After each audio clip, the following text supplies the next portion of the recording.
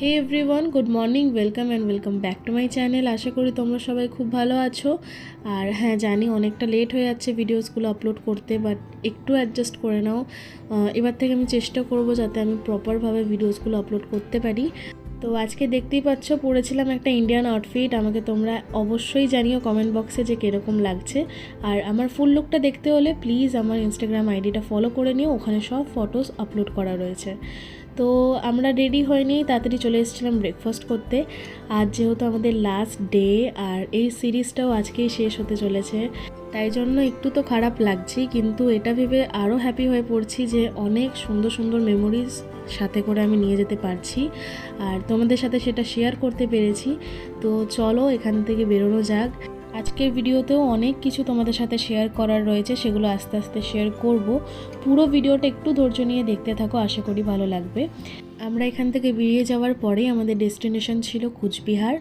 আসলে আমাদের ট্রেন ছিল রাত্রেবেলায় কুচবিহার থেকেই, তাই সকালটা কিছুভাবে ইউটিলাইজ করতে হবে এটা ভেবেই সাইট সিন আর এখানে যা যা দেখার আছে সেগুলোই দেখতে বেরিয়েছিলাম সবাই। এখানে আর আমরা কোথাও স্টে করিনি, কেননা সকালের ব্যাপার যেহেতু ছিল আর বিকেলের মধ্যে স্টেশনে পৌঁছে যেতে হতো, তাই জন্য এখানে সাইট সিন আর যা যা দেখার মতো ছিল এসব দেখতে দেখতেই টাইমটা বের হয়ে যায়। তো চলো তোমাদের সাথেও শেয়ার করি আমরা কোথায় কোথায় গেলাম আর কি কি দেখলাম। তো প্রথমেই চলে এসেছিলাম আমরা রাজবাড়িতে, মানে কুচবিহার রাজবাড়িতে। যারা যারা কুচবিহার থেকে আমার ভিডিও দেখছো তারা নিশ্চয়ই জানবে এই রাজবাড়িটা কোথায়। তো এখানে আমরা চলে এসেছিলাম আগে টিকিট কাউন্টারে, টিকিটগুলো কেটে নিয়ে এই যে ভিতরে ঢুকে পড়েছি। আর এই রাজবাড়িটার নাম হচ্ছে ভিক্টর জুবিলি প্যালেস। তোমরা গুগল করতে পারো, আমি যদি প্রোনাউন্স ভুল করে থাকি তাহলে প্লিজ ক্ষমা করে দিও।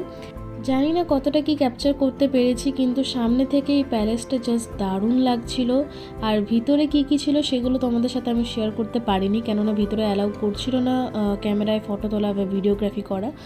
তো যাই হোক, এই দিনে এত রোদ ছিল, মানে দেখতে পাচ্ছ পুরো মাথায় একদম ওড়না টোড়না ঢাকা নিয়ে ঘুরতে হচ্ছিলো, এতটাই রোদ ছিল সেদিন।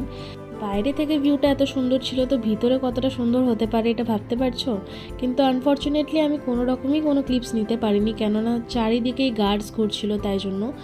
তো যারা যারা এখানে এসছো আমাকে কমেন্ট বক্সে জানিও তোমাদের কীরকম লেগেছে। আমার তো বেশ ভালো লেগেছে রাজবাড়িটা। তো তারপরে আমরা চলে আসি, পাশে একটা সুন্দর গার্ডেন ছিল, সেখানে খুব সুন্দরভাবে মেনটেন করা রয়েছে, চারিদিকটা খুবই পরিষ্কার ছিল। আর এদিকে তো দেখতেই পাচ্ছ মা আর আন্টি সবাই ফটোস আর ভিডিওস করতে ব্যস্ত। আমরাও অনেক ফটোস ভিডিওস ক্লিক করেছি, সেগুলো আস্তে আস্তে সব শেয়ার করব। তো এখান থেকে এবারে আমরা বেরোবো, কেননা প্রচণ্ড জোর খিদে পেয়ে গেছিলো আর আস্তে আস্তে গরমটা আরও বাড়ছিল।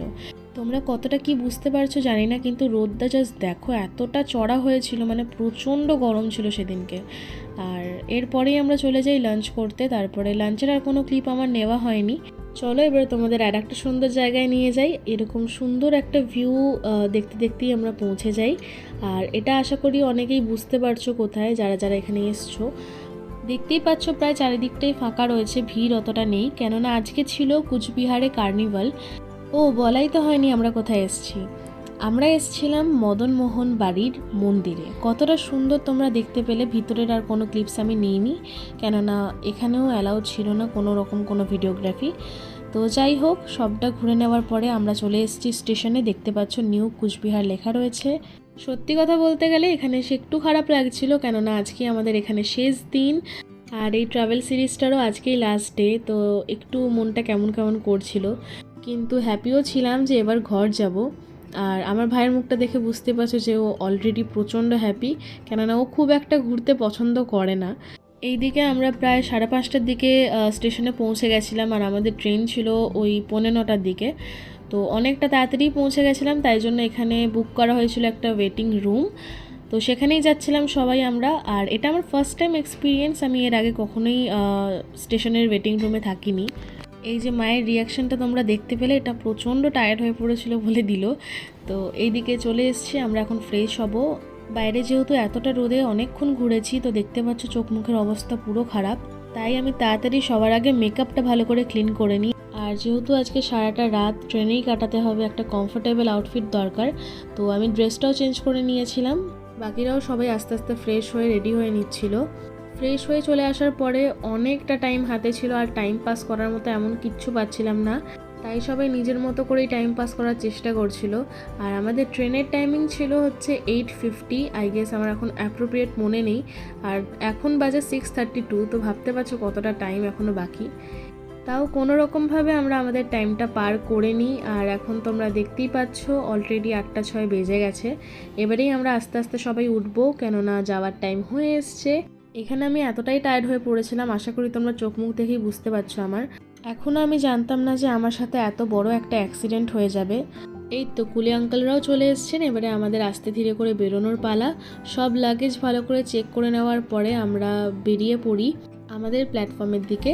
আর এই যে ওয়েটিং রুমে থাকার একটা এক্সপিরিয়েন্স, সেটা খুবই ইউনিক ছিল। আমি কোনোদিনও থাকিনি, যেমনটা আগে বললাম তোমাদেরকে। এতদূর যদি ভিডিওটা দেখেই নিয়েছো, যদি ভালো লেগে থাকে তাহলে please do like, comment, share আর সাবস্ক্রাইব।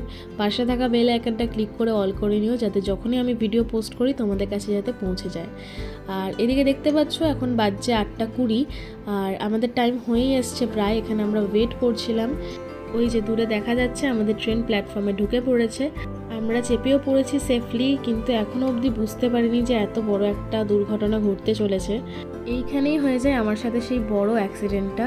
আর আমি এখনও মা বাবাকে জানাইনি, কেননা ভাবছিলাম হয়তো নিজে ঠিক হয়ে যাবে, অতটা বড় কিছু হয়নি। কিন্তু আস্তে আস্তে এটা ফুলতে স্টার্ট করেছিল, তাই জন্য মা বাবাকে বলার পরে একটা অয়েলমেন্ট লাগিয়ে দিয়েছিল এখানে। বাট তারপরেও দেখলাম মুখটা খুব বাজেভাবে ফেটে গেছে, ঠিক চোখের নিচেই লেগেছিল। এইদিকে বাবা তাড়াতাড়ি সবাইকে ডিনারও দিয়ে দিয়েছিল। আমরা বাইরে থেকেই ডিনারটা এনেছিলাম, ট্রেনের খাবার আর খাইনি। আর এদিকে আমার ভাই আমার এই অবস্থা দেখে একটু চেয়ার আপ করার চেষ্টা করছিল, এমনই অবস্থা হয়েছিল মুখটার। আর আমি প্রত্যেকবারই এটা নোটিস করেছি, আমার কোনো অ্যাক্সিডেন্ট হলে বা আমার কোথাও লাগলে আমার ভাই আমাকে না সবসময় এরকম হাসানোর চেষ্টা করে। তো যাই হোক, একটু ব্যথাটা কম লাগছিল তখন, কেননা ওর সাথে গল্প করতে বোন এই দিক থেকে চিয়ার আপ করছিল, তো তখন অতটা ব্যথা আমি ফিল করতে পারিনি। দেখতে পাচ্ছ কীরকম দুষ্টুমি করে আমাকে হাসানোর চেষ্টা করা হচ্ছে। তো যাই হোক, এরা সবাই এখন শুতে চলে গেছিলো। আর এদিকে আমি একদমই ঘুমাতে পারছিলাম না, কেননা চোখের তলায় যেহেতু লেগেছিল প্রচণ্ড পেন হচ্ছিল। আর এত বড় দুর্ঘটনা ঘটে যাওয়ার কারণ হচ্ছে এই লোহার রড, মানে এই শিকলগুলো দিয়েই আমার চোখে লাগে। এদিকে আমি ঘুমাইনি বলে বাবাও জেগেছিল, তাই বাবার সাথে একটু কথা বলে আমিও শোয়ার চেষ্টা করেছিলাম, কেননা রেস্টটা দরকার ছিল তখন। এটা হচ্ছে তার পরের দিন সকালের ক্লিপস। আর এখন তোমরা দেখতে পাচ্ছ আমার হালকা হালকা ব্লাড বেরোচ্ছিল এখনও, যেহেতু ব্যান্ডেজটা দেওয়া ছিল তাই জন্য একটু সেফ ছিলাম। আর এদিকে সবাই কফি টফি খেয়ে আমাকে একটাই কথা বলছিল যে এতটা ঘুরে নেওয়ার পরেও কিছু হলো না, লাস্টে ঘরে আসার টাইমে এরকম দুর্ঘটনা হয়ে বসে রইল। তো যাই হোক, আমরা ব্রেকফাস্ট করে নিয়েছিলাম এখানেই। আর এখানে দিয়েছিল হচ্ছে গিয়ে লুচি আর সবজি, যেটা দেয় আর কি। আর আমাদের দুর্গাপুর আর বেশি দেরি নেই, আমরা প্রায় চলেই এসেছি। তাই ভালোভাবে একটু রেডি হয়ে নিচ্ছিলাম, আর সবাই মিলে ভালো করে লাগেজ চেক করে নিচ্ছিল যে সব ঠিকঠাক রয়েছে কিনা। আর সবার সাথে একটু গল্প করতে করতেই আমরা পৌঁছে যাই আমাদের শহর দুর্গাপুরে। দেখতেই পাচ্ছ এখানে এসে যে কী শান্তি লাগছিল তোমাদেরকে বলে বোঝাতে পারবো না। তো চলো এবারে ফাইনালি আমরা ঘর যাব। আজকের এই ভিডিওটা ট্রাভেল সিরিজের লাস্ট ভিডিও। আশা করি তোমাদের এই পুরো সিরিজটা ভালো লেগেছে। আমাকে অবশ্যই কমেন্ট বক্সে জানিও তোমাদের সবার কীরকম লাগলো। আর যারা যারা এখনও এই সিরিজটা দেখোনি তারা প্লিজ দেখো, আশা করি তোমাদেরও ভালো লাগবে। তো ফেসটার অবস্থা তোমরা দেখে বুঝতেই পারছো এখনও খুবই খারাপ কন্ডিশনে আছে। এটার একটা অয়েলমেন্ট দিয়েছে, সেটাই আমি অ্যাপ্লাই করছি এখনও। এতদিন পরে যে নিজের রুমে এসে কী শান্তি লাগছিল এটা তোমাদের বলে বোঝাতে পারবো না। তো আজকের ভিডিওটা এখানেই এন্ড আপ করছি, দেখা হচ্ছে আবার একটা নতুন ভিডিওতে। ততদিন সবাই খুব ভালো থেকো, সুস্থ থেকো, টেক কেয়ার।